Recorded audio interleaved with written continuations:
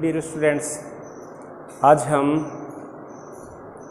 संधि प्रकरण में जो संधि का तीसरा भेद है विसर्ग संधि, उसका अध्ययन करने जा रहे हैं।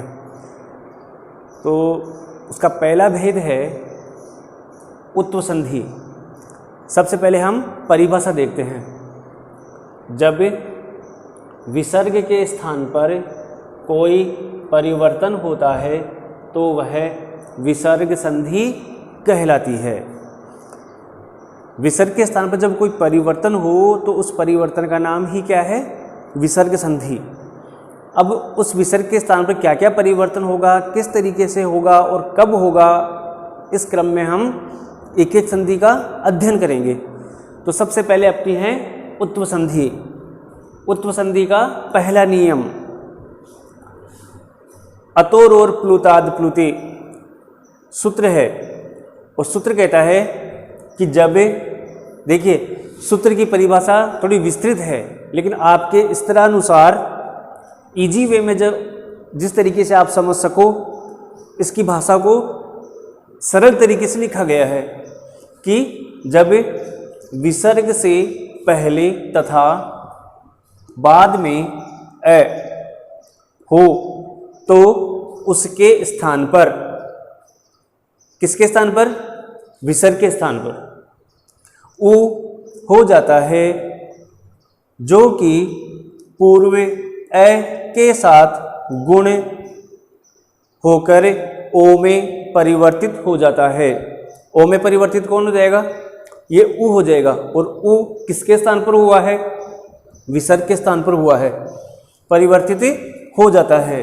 तत्पश्चात सामने वाले ए को पूर्व रूप होकर अवग्रह हो जाता है।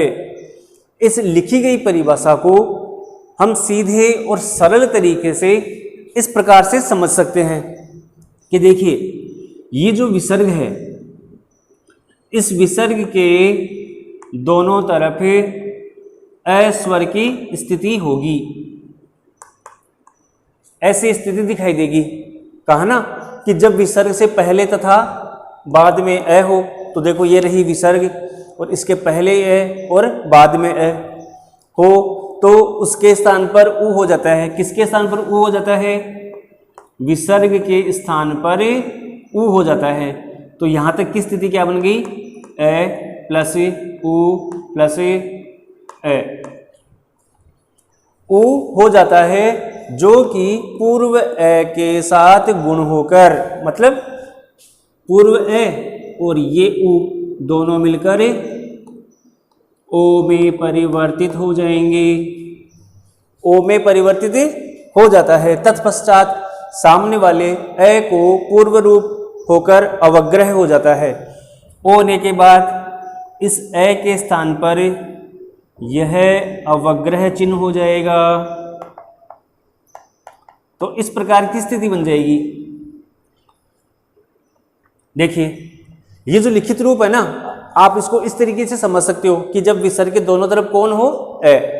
एक बात मैं साथ ही क्लियर कर दूं कि ये जो ए है ना, ये सिर्फ आपको उच्चारण के रूप में मिलेगा, जो कि प्रथम शब्द में मात्रा के रूप में जुड़ा हुआ होगा। मतलब जब आप प्रथम शब्द का उच्चारण करोगे तो उसके अंतिम वर्ण में ए स्वर की ध्वनि आएगी, और ठीक सामने वाला ए द्वितीय शब्द के प्रथम वर्ण के रूप में होगा।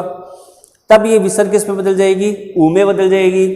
फिर ये उ अपने पूर्व ए के साथ गुण होकर ओ में बदल जाएगा। जैसा कि आपने गुण संधि में पढ़ा था कि जब ए या आ के सामने उ या उ होता है तो ओ में परिवर्तित हो जाता है। तो पूर्व ए के साथ गुण होकर किस में बदला? ओ में परिवर्तित हो गया। ओ होने के बाद सामने वाला जो ए होगा वो इस अवग्रह चिन्ह में परिवर्तित हो जाएगा।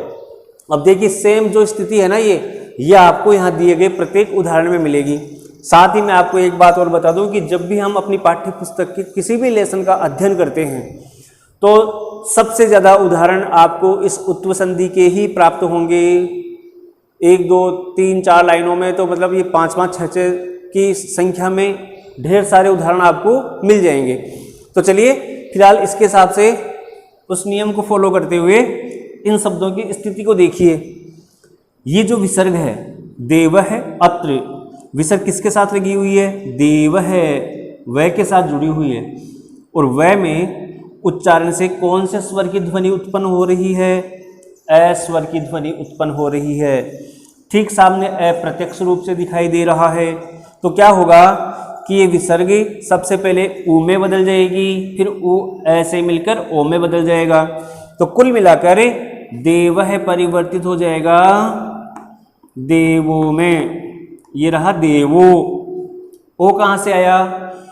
ओ हुआ है इस विसर्ग का ऊ होकर, फिर ये ऊ वह में उपस्थित ए के साथ गुण करके ओ में परिवर्तित हो गया। उसके बाद अत्र शब्द का ये जो ए है ये इस अवग्रह चिन्ह में परिवर्तित हो जाएगा। ध्यान रखना अवग्रह किसका हुआ है?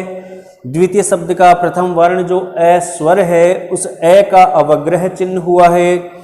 उसके बाद बचे हुए त्रय को इसके साथ जोड़ दीजिए, शब्द बन जाएगा देवोत्र। ठीक ऐसे ही नृपः अवदति, विसर्ग किसके साथ लगी हुई है? पै के साथ लगी हुई है। और पै में उच्चारण से कौन से स्वर की ध्वनि उत्पन्न होती है? अ स्वर की ध्वनि उत्पन्न होती है। फिर ये विसर्ग ऊ में परिवर्तित होगी, ऊ ऐसे मिलकर ओ में बदल जाएगा, शब्द बन जाएगा नृपो।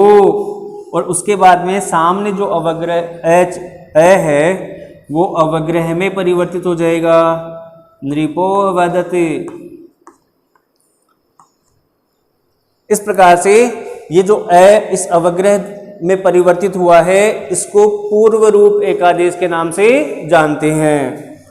ठीक इसी तरह है प्रथमः अध्याय है, विसर्ग मैं के साथ जुड़ी हुई है, तो स्थिति बन जाएगी प्रथमो। उसके बाद में अध्याय का ए अवग्रह में परिवर्तित हो जाएगा, रूप बन जाएगा प्रथमोध्याय है। ठीक इसी तरह से प्रस्तुत है अयम, इन शब्दों में आप संधि करोगे। ठीक ऐसे ही शेष बचे हुए शब्दों में भी आप अभ्यास करके संधि करोगे। मैं एक बार फिर से रिपीट कर देता हूं। जब विसर्ग से पहले तथा बाद में ए हो तो उसके स्थान पर, किसके स्थान पर? विसर्ग के स्थान पर ऊ हो जाता है, जो कि पूर्व ए के साथ गुण होकर, जो कि जो कौन? ये ऊ पूर्व ए के साथ गुण होकर ओ में परिवर्तित हो जाता है। तत्पश्चात सामने वाले ए को पूर्व रूप एकादेश होकर अवग्रह हो जाता है। इसी लिखी गई परिभाषा को शॉर्ट तरीके से आप इस प्रकार से समझ सकते हो कि विसर्ग के दोनों तरफ ए, विसर्ग परिवर्तित हुई ऊ में, ऊ अपने पूर्व ए के साथ मिलकर ओ में परिवर्तित हुआ यानी गुण हो गया।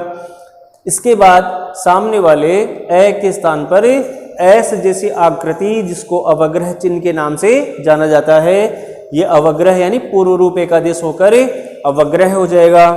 उदाहरण के लिए आपने इन उदाहरणों को समझा और इसके बाद में आप इसी के अनुसार अभ्यास करते हुए इन शब्दों में संधि करोगे। अब इसी संधि का एक दूसरा नियम और है जिसमें विसर्ग से पूर्व की स्थिति तो वही रहती है लेकिन विसर्ग के सामने की स्थिति परिवर्तित हो जाती है। तो चलिए इसका दूसरा नियम देखते हैं। दूसरा नियम है हसीच और हस होने पर।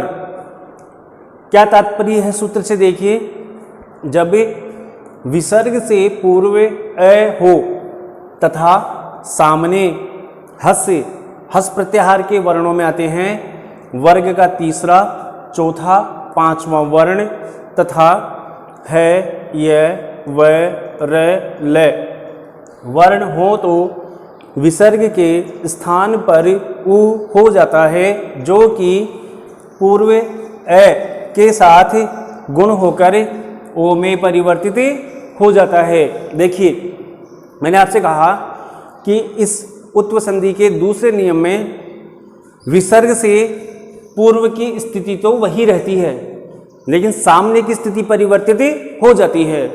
और दूसरी बात, सामने की स्थिति परिवर्तित होगी तो इसमें अवग्रह चिन्ह भी नहीं होगा, क्योंकि अवग्रह चिन्ह होने के लिए सामने अ स्वर का होना आवश्यक है, जो कि इस नियम में अ वर्ण को सम्मिलित नहीं किया गया है। सामने की स्थिति में आपको वर्ग का तीसरा, चौथा, पांचवा वर्ण और है, य, व, र और ल दिखाई देगा। मतलब स्थिति बन जाएगी अ प्लस विसर्ग के ठीक सामने तीसरा, चौथा, पांचवा वर्ण, या फिर है, य, व, र और ल। दूसरे नियम की ये स्थिति बनेगी। तो चलिए इस नियम का अनुसरण करते हुए इन शब्दों में संधि करते हैं। उदाहरण है शिवः वंद्य। देखिए शिवः के व में कौन से स्वर की स्थिति है? अ स्वर की, और अ के ठीक सामने विसर्ग व के साथ जुड़ी हुई। देखिए शिवः वंद्य, तब ये विसर्ग किस में परिवर्तित हो जाएगी? उ में, और उ में परिवर्तित होकर इस व में उपस्थित अ के साथ गुण करके ओ में परिवर्तित हो जाएगी। तो रूप क्या बन जाएगा? शिवो। और जो दूसरा शब्द है वो ऐसा का ऐसा ही रह जाएगा, शिवो वंद्य। ठीक इसी तरह है बुधः लिखति। देखिए विसर्ग के पहले यानी कि प्रथम शब्द के अंतिम वर्ण में उच्चारण करने पर अ स्वर की ध्वनि उत्पन्न होती है, और ठीक सामने वर्ग का या तो तीसरा या चौथा या पांचवा वर्ण होना चाहिए, या फिर है, य, व, र और ल, इनमें से कोई एक वर्ण हो, तो ये विसर्ग उ में परिवर्तित होकर पूर्व अ के साथ गुण करके ओ में बदल जाएगी। तो रूप बन जाएगा बुधो लिखति। ठीक ऐसे ही इन शब्दों में आप अभ्यास करते हुए शब्दों की रचना करोगे। उदाहरण के लिए एक दो उदाहरण और देख लेते हैं। लिखा हुआ है यशः धन दा। विसर्ग से ठीक पहले स, और स में उपस्थित कौन सा स्वर है? अ स्वर है। तो ये विसर्ग ओ में परिवर्तित होगी और फिर अ के साथ गुण होकर ओ में बदल जाएगी। रूप बन जाएगा यशोदा। ठीक ऐसे ही इन बचे हुए उदाहरणों में अभ्यास करते हुए शब्दों की रचना करोगे। देखिए इनमें संधि करने पर कुछ स्वतंत्र शब्द बने हैं और कुछ यूं अलग अलग रहते हैं। तो ये तो सामने क्रिया की स्थिति है इसलिए हुआ है। बाकी परिवर्तन आप देख सकते हो कि विसर्ग उ में परिवर्तित हुई, फिर उ ओ के साथ परिवर्तित होकर ओ में परिवर्तित हो गई। उम्मीद करता हूं कि इन नियमों का आपने भली भांति समझा होगा।